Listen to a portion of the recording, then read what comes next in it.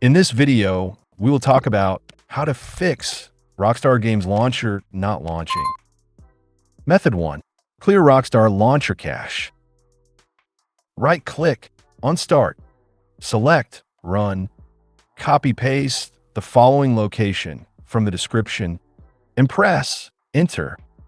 Select Launcher Folder and click on Delete. Then click on Start and restart a PC.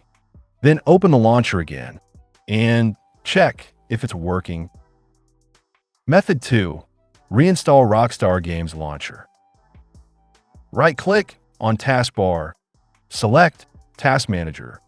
Click in Search. Type Rockstar. Right-click and select In Task. Now, click on Start. Open Settings. On the left, select Apps. Then Installed Apps. Type Rockstar.